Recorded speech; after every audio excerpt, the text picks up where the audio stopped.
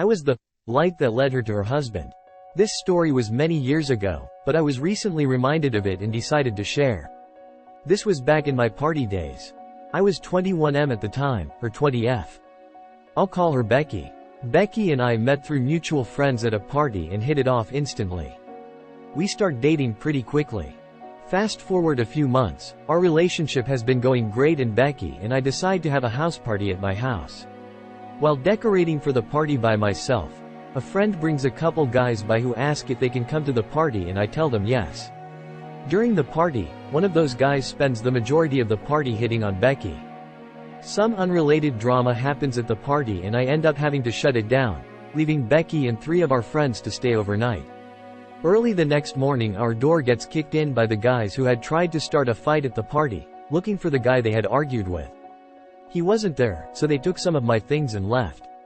Afterwards Becky completely ghosted me, leaving me to deal with the aftermath alone. I assume she is traumatized by the situation and needs some time to herself, so I give her some space when I get no response from her.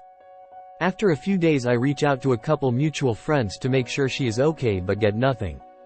After a week of no response from Becky, her younger sister reaches out to let me know that Becky has been going out with the guy who was hitting on her at my house and was currently on a camping trip with him.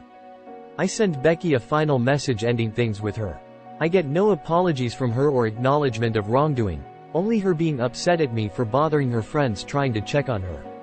A couple weeks later the guys who broke into my house were caught and we had to go to court and testify. Becky was brought there by that guy, now her boyfriend. They were constantly arguing. The situation is awkward, but I power through it and talk to them as little as possible. After the guys who broke in were convicted, I'm happy to be done with everything and forget about it. Several years later I get the final knife twist in the back.